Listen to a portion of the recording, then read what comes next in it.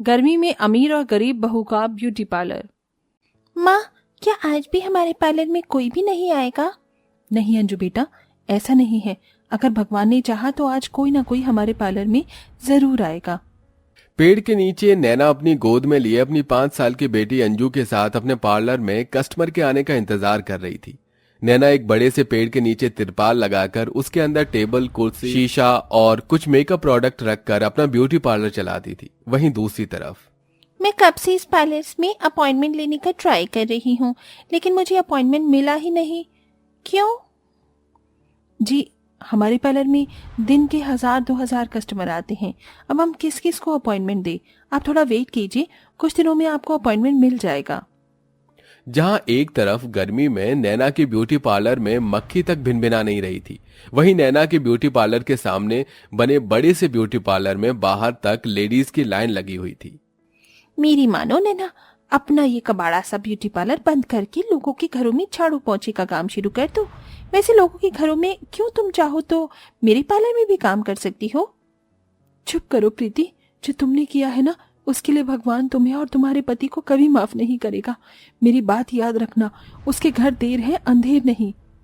इतना कहकर नैना अपनी बेटी को लिए अपने घर आ जाती है। वहीं प्रीति नैना की बातें सुनकर जोर जोर से हंसने लगती है और अपने एसी वाले ब्यूटी पार्लर के अंदर चली जाती है।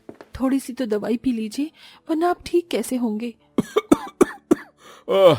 भला धोखे की भी कोई दवाई होती है क्या? मैं तो सपने में भी नहीं सोच सकता था कि मेरा सगा भाई मेरे साथ इतना बड़ा धोखा करेगा। नैना, अंजू मेरी बच्ची, तुम दोनों मुझे माफ कर देना। मेरी वजह से तुम दोनों को क्या कुछ नहीं झेलना पड़ रहा है। आप ऐसा क्यों कह रहे हो? एक दिन देखना, भगवान सब कुछ ठीक कर देगा। आप बस हिम्मत मत हारिए। नैना और प्रीति एक दूसरे की सगी देवरानी और जेठानी होती हैं। प्रीति और सोहन ने मिलकर जायदाद के लालच में धोखे से सारी जायदाद अपने नाम करवा ली थी, जिसके बाद वो प्रीति, राजेश और उनकी बेटी को घर से बाहर निकाल देते हैं। अपने भाई के धोखे के सदमे में राजेश की तबीयत बहुत ज्यादा खराब हो जाती है। वहीं अब नैना अपने परिवार का पेट पालने के लिए पेड़ के नीचे एक छोटा सा ब्यूटी पार्लर चलाती है, लेकिन प्रीति के बड़े ब्यूटी पार्लर और उसमें लगे कई सारे एसी की वजह से गर्मी में हर कोई सिर्फ प्रीति के ब्यूटी पार्लर में ही आता है। अंजू बेटा, मैंने सारा काम निपटा दिया है, तुम बाबा का ध्यान रखना। माँ, कल भी कुछ नहीं खाया था, लेकिन आज तो आप कुछ लेकर खिलाओगी ना? हाँ मेरी बच्ची, आज मैं तुझे भूखे नहीं सोने दूंगी। नैना कड़ी धूप में पैदल चलकर पेड़ के नीचे आकर अपने ब्यूटी पार्लर की सफाई करके कस्टमर के आने का इंतजार करती है। वहीं दूसरी तरफ प्रीति महारानियों की तरह उठती है, नाश्ता करके अच्छे अच्छे कपड़े और ज्वेलरी पहनती है और अपनी बड़ी सी एसी कार में बैठकर अपने पार्लर आती है। मुझे एक पार्टी के लिए मेकअप करवाना है। क्या तुम्हें अच्छा मेकअप करना आता है? जी, मैं बहुत अच्छा मेकअप करती हूँ। आप बैठिए, मैं अभी आपका मेकअप स्टार्ट करती हूँ। इतने दिनों के बाद अपने पार्लर में कस्टमर को आता देख नैना बहुत खुश होती है और काफी अच्छी तरीके से उस कस्टमर का मेकअप करती है। उस कस्टमर का मेकअप दिखने में काफी ज्यादा सुंदर लग रहा था, लेकिन गर्मी के चलते सिर्फ कुछ देर में कुछ कस्टमर का मेकअप खराब होने लगता है। ये कैसा मेकअप किया है तुमने? इंसान से सीधा मुझे चुड़ैल ही बना दिया। मैम, मैंने तो मेकअप काफी अच्छा किया था, लेकिन गर्मी की वजह से सारा मेकअप खराब हो गया। अब बैठिए, मैं आपका दोबारा मेकअप कर देती हूँ। कोई जरूरत नहीं है। चुड़ैल बनाकर चैन नहीं मिला क्या तुम्हें, जो अब आप मुझे डायन बनाना चाहती हो? इतना कहकर वो कस्टमर नैना को बिना पैसे दिए ही चली जाती है और बेचारी नैना खड़े खड़े रोने लगती है। वहीं ये सब देख प्रीति बहुत खुश होती है। किसी भी कस्टमर के ब्यूटी पार्लर में ना आने की वजह से अब नैना का परिवार एक वक्त की रोटी भी नहीं खा पा रहा था। आपकी तो खांसी रुकने का नाम ही नहीं ले रही है।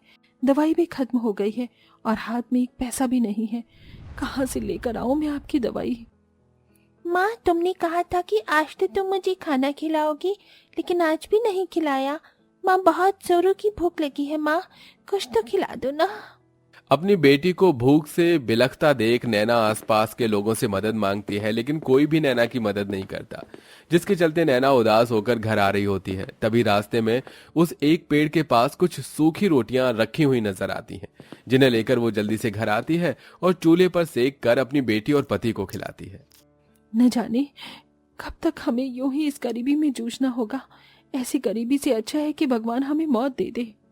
नैना और उसके परिवार को इतनी तकलीफ में देख प्रीति मन ही मन बहुत खुश होती है। लेकिन कहते हैं ना कि भगवान के घर में देर है अंधेर नहीं। ऐसा ही कुछ अब प्रीति के साथ होना भी शुरू होता है। तुमने गरम गरम वैक्स से मेरा चेहरा जला दिया और तुम कह रही हो कि मैं शांत हो जाऊं? जानती भी हो मैं एक मॉडल हूं और मेरा फेस मेरे लिए कितना इम्पोर्टेंट है। आप थोड़ा धीरे बोलिए, हमारे बाकी कस्टमर डिस्टर्ब हो रहे हैं। फेस से हेयर हटाने के लिए तो हमें वैक्स लगाना जरूरी था। तुम तो चुप ही बैठो, तुम्हारे पार्लर को तो मैं छोड़ूंगी नहीं। इतना कहकर वेदिका प्रीति के पार्लर से रोते हुए निकलती है कि तभी नैना उसे देख लेती है। क्या हुआ, आप रो क्यों रही हैं और आपके चेहरे पर ये लाल निशान कैसे आया? नैना के पूछने पर वेदिका उसे सारी बात बताती है, जिसे सुनकर आप ऐसे रोइए मत, आप मेरे साथ चलिए, मैं आपका चेहरा ठीक कर देती हूँ। लेकिन कैसे? इस निशान को ठीक करने के लिए तो मुझे ट्रीटमेंट ही करवाना होगा। आप भरोसा करिए। नैना वेदिका को अपने पेड़ के नीचे बने ब्यूटी पार्लर के अंदर लेकर जाती है और हल्दी, चंदन और कुछ घरेलू चीजों से एक लेप बनाकर वेदिका के चेहरे के जले हुए निशान पर लगा देती है, जिससे वेदिका का चेहरे का दाग काफी हद तक ठीक हो जाता है। वहीं अपने कुछ मेकअप प्रोडक्ट से ही नैना वेदिका को बहुत अच्छा मेकअप करती है, जो वेदिका को काफी पसंद आता है। ये तो बहुत अच्छा मेकअप किया है आपने। इतना अच्छा मेकअप तो मेरी खुद की मेकअप आर्टिस्ट भी नहीं करती। ये लीजिए इसके पैसे। वेदिका नैना के उस मामूली मेकअप के पूरे 15,000 रुपए देकर चली जाती है, जिसे लेकर नैना बहुत खुश होती है।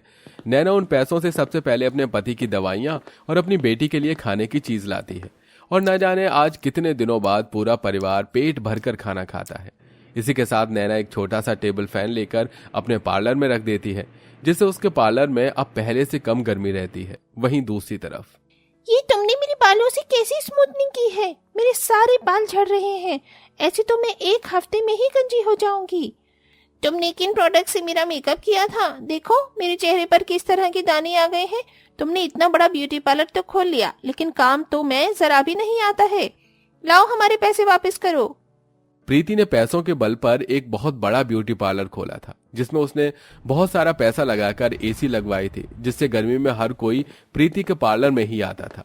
लेकिन प्रीति को मेकअप की जरा भी नॉलेज नहीं थी, इसलिए वो सस्ते और घटिया प्रोडक्ट यूज करती थी, जिनका असर अब कस्टमर पर धीरे धीरे दिखने लगा था। अब सारे कस्टमर प्रीति के एसी वाले ब्यूटी पार्लर को छोड़कर नैना के पेड़ के नीचे बने छोटे से ब्यूटी पार्लर में जाते हैं। देखिए ना, उस प्रीति ने मेरे बालों के साथ क्या कर दिया है। मेरे चेहरे पर तो ये दाने भी आ गए हैं। क्या तुम इसे ठीक कर सकती हो? नैना अपने अच्छे एक्सपीरियंस की वजह से उन दोनों कस्टमर की सारी प्रॉब्लम्स को सॉल्व कर देती है, जिसे देख अब हर कोई गर्मी में भी प्रीति का एसी वाला ब्यूटी पार्लर छोड़कर नैना के पेड़ के नीचे बने ब्यूटी पार्लर में आता है। वहीं अब नैना 2-3 टेबल फैन लेकर अपने ब्यूटी पार्लर में रख देती है, जिससे अब कस्टमर को ज्यादा गर्मी भी नहीं लगती और अब नैना धीरे धीरे करके पैसे कमाने लगती है। लेकिन ये सब देख प्रीति को नैना से अब जलन शुरू हो जाती है और वो कुछ गुंडे लिए नैना के ब्यूटी पार्लर में आती है। बस बहुत हो गया, बहुत छीन लिए तूने मुझसे मेरे कस्टमर। अब ना ही तो तू बचेगी, ना ही तेरा ये ब्यूटी पार्लर। प्रीति उन गुंडों से नैना का ब्यूटी पार्लर तोड़वाने वाली ही होती है कि तभी वहां वेदिका पुलिस को लिए आ जाती है। रुक जाओ, अगर नैना के ब्यूटी पार्लर को हाथ भी लगाया ना तो हमसे बुरा कोई नहीं होगा। उस दिन जब मैं तुम्हारे पार्लर आई थी तो तुम्हारे प्रोडक्ट्स को देखकर ही मुझे गड़बड़ महसूस होने लग गई थी, इसलिए मैंने उन प्रोडक्ट से कुछ सैंपल ले लिए थे और जब मैंने उन्हें लैब में चेक करवाया तो मुझे पता चला कि तुम बहुत घटिया प्रोडक्ट यूज करती हो और आज तो तुम नैना और उसके पार्लर पर अटैक करने पर उतर आई हो। अब तो तुम्हें कानून ही इसकी सजा देगा। पुलिस ऑफिसर्स प्रीति और उसके असिस्टेंट को पकड़कर ले जाते हैं। बहुत बहुत शुक्रिया, अगर आज आप ना होती तो शायद मैं और मेरा ब्यूटी पार्लर नहीं बचता। शुक्रिया की कोई बात नहीं। आप जैसे मेकअप आर्टिस्ट को तो इस पेड़ के नीचे नहीं बल्कि बॉलीवुड में होना चाहिए। क्या आप मेरा मेकअप आर्टिस्ट बनना पसंद करेंगी?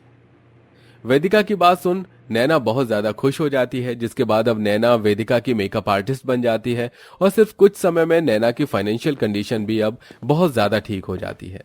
नैना अपनी बेटी को स्कूल भेजती है, वहीं राजेश भी ठीक हो जाता है।